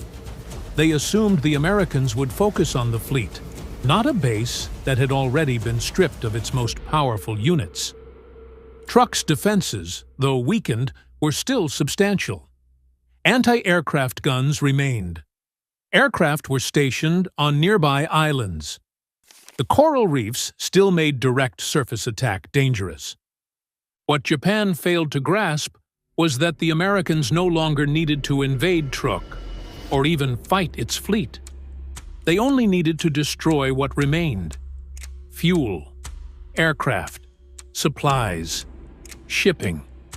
If those were wiped out, Truk would be neutralized permanently, without risking a single soldier in a beach landing. By evacuating the fleet but leaving the infrastructure intact, Japan unintentionally set the stage for disaster. The fortress had been emptied of its shield, but its heart was still beating, and the Americans were already preparing to strike straight at it. With Truk exposed and still packed with targets, American planners made a decisive choice. There would be no invasion, no slow siege. Truk would be erased in a single, overwhelming strike. The operation was given a simple objective: neutralize the base so completely that it could never again support Japanese operations. The name was Operation Hailstone. The attack force assembled was unlike anything Japan had ever faced. Task Force 58, commanded by Vice Admiral Mark Mitcher under Admiral Raymond Spruance, brought together 5 fleet carriers and 4 light carriers. From their decks came more than 500 aircraft, fighters, dive bombers, and torpedo planes, supported by battleships, cruisers, and destroyers, forming a powerful protective screen. This was carrier warfare at full scale. On February 12, 1944, the fleet departed Majuro Atoll and turned west. For days, the carriers steamed across open ocean in complete radio silence. No warning reached Truk. No alarms sounded. Japanese commanders inside the lagoon believed the danger had passed now that the main fleet was gone. Before dawn on February 17th, Task Force 58 took position roughly 90 nautical miles northeast of Truk. At 5 o'clock in the morning, while the islands below were still wrapped in darkness, the first aircraft were launched.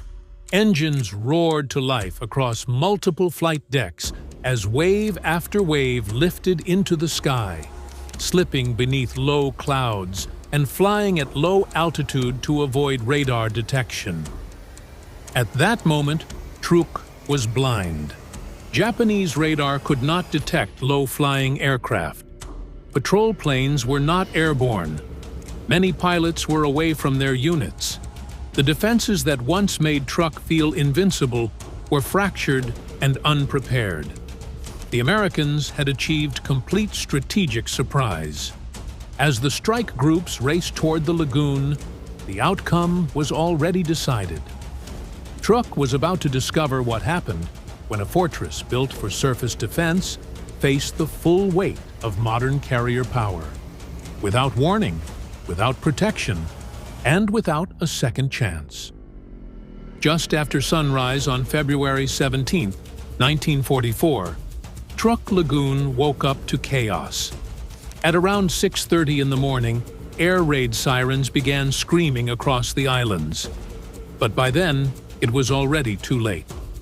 American aircraft were pouring out of the clouds from multiple directions, appearing so suddenly that many Japanese defenders never had time to react. Fighters, dive bombers, and torpedo planes swept over the airfields in tight formations, catching Truk completely off guard. Japanese pilots rushed toward their aircraft, but confusion ruled the ground. Runways were clogged. Command and control broke down instantly. Although more than 300 Japanese aircraft were stationed in the area, fewer than half managed to get airborne. Those that did were thrown into a hopeless fight against a superior enemy. The once feared Mitsubishi Zero, symbol of Japan's early dominance, was now outclassed. American F-6F Hellcats were faster, tougher, and more heavily armed. With radar guidance and numerical advantage, U.S. fighters tore through Japanese formations. Within hours, the air battle was decided. By midday, roughly 30 Japanese fighters had been shot down in the air, while American losses were minimal. Even worse for Japan, dozens more aircraft were destroyed on the ground as American planes strafed runways, hangars, and parked fighters. Airfields on key islands were left burning, littered with wreckage. With the skies firmly under American control, the second phase of the attack began. Dive bombers and torpedo planes turned their attention to fuel tanks, radar stations, and anti-aircraft positions. Explosions rippled across the islands. Fires spread uncontrollably.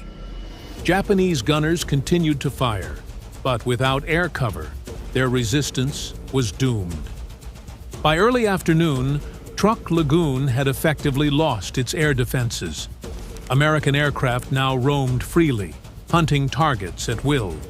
The fortress that Japan once believed could never be taken had been blinded, silenced, and stripped of protection in a single morning. What came next would finish the job. With Truk's skies completely under American control, the focus shifted to the lagoon itself. What had once been a sheltered harbor now became a trap. Inside the coral ring sat dozens of Japanese ships packed tightly together. Transport vessels, fuel tankers, ammunition ships, repair ships, and smaller warships that had nowhere to run. Without fighter cover, they were exposed in the worst possible way.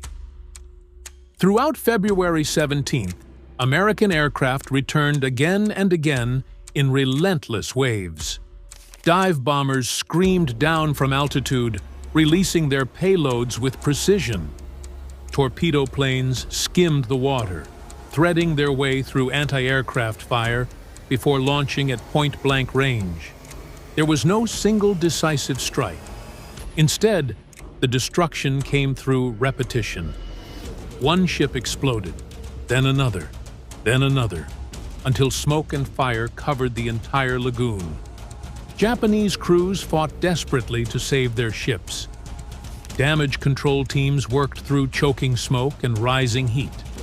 Some vessels attempted to get underway, only to be hit again before they could clear the anchorage. Others burned uncontrollably, their decks littered with wreckage and casualties. Ammunition ships detonated with catastrophic force, sending shock waves across the water and tearing apart nearby vessels. By nightfall, the lagoon was illuminated by burning oil and exploding hulls. Columns of black smoke rose high into the sky, visible for miles. The water itself caught fire in places as fuel spilled from shattered tankers. What had been a tropical paradise only days earlier now resembled an industrial inferno. American pilots reported minimal resistance. Anti-aircraft fire continued, but it was scattered and ineffective. There were no Japanese fighters left to challenge them. The attackers could circle, select targets, and strike at will.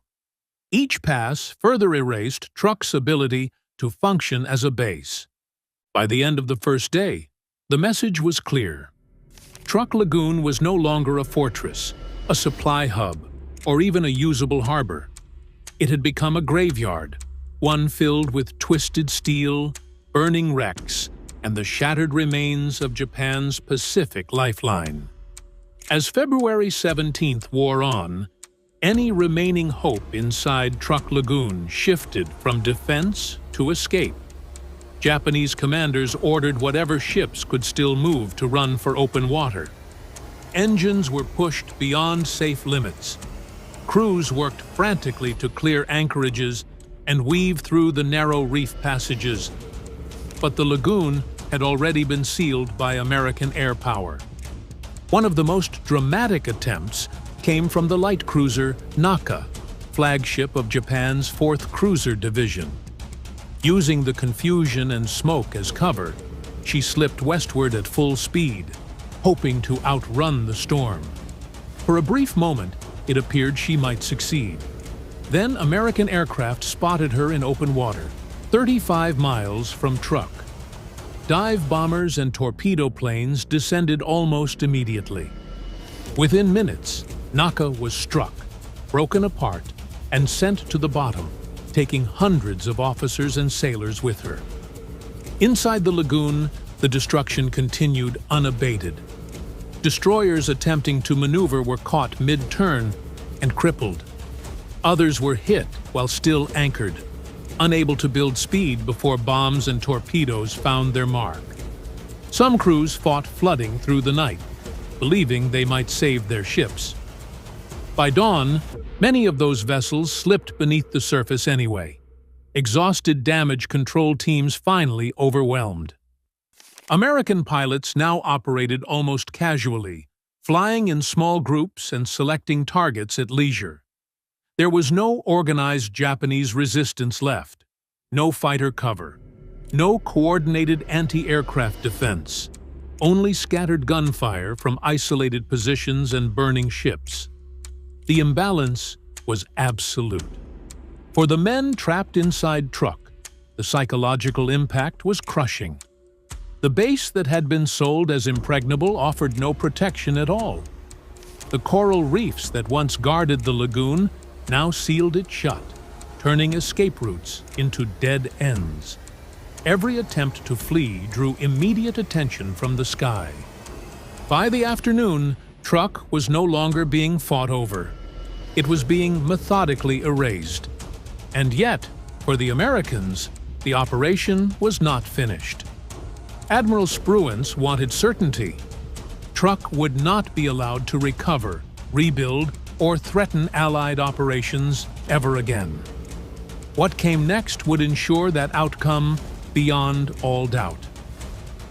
By late afternoon on February 17th, the destruction from the air still wasn't enough.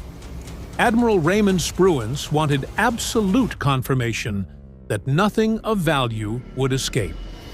To finish the job, he authorized a rare and deliberate escalation. A surface action group was detached and ordered directly toward Truk Lagoon. This was not a raid, it was an execution. The group, designated Task Group 50.9, consisted of the battleships Iowa and New Jersey, supported by heavy cruisers and destroyers. Their mission was simple: hunt down any Japanese ships still afloat and destroy them with naval gunfire. For the first time in the operation, American capital ships would enter waters Japan once believed were untouchable. Near the lagoon's edge, the task group encountered a small Japanese formation attempting to flee under cover of smoke and fading daylight. The ships were already damaged from earlier air attacks, burning and struggling to maintain speed. There would be no escape. Spruance personally directed the engagement from New Jersey's bridge, determined to finish Truk decisively. The battle was short and brutal. American battleships opened fire at close range, unleashing massive salvos that tore through the weakened Japanese ships. 16-inch shells smashed hulls apart with terrifying ease. Cruisers and destroyers joined in, adding their own gunfire and torpedoes. One by one, the Japanese vessels exploded, capsized, and vanished beneath the surface. One destroyer attempted a desperate torpedo attack, forcing New Jersey into an emergency turn. The attempt failed. American guns answered immediately, and the ship was obliterated along with her entire crew. Only a single Japanese destroyer managed to escape into the night, the lone survivor of a force that had ceased to exist. As darkness settled over Truk, the lagoon burned behind the departing American ships. Wrecks smoldered, oil fires lit the horizon. What remained of Japan's once great fortress was shattered beyond recognition. And still, the attack was not over. The Americans had one more move planned, one that would push naval warfare into entirely new territory. Just after midnight on February 18, 1944, the final blow began. Determined to give the Japanese no time to regroup, American commanders authorized something unprecedented. U.S. carrier aircraft launched the first night attack in naval aviation history. Under starlit skies, Avenger torpedo bombers flew low and silent toward Truk, carrying bombs instead of torpedoes.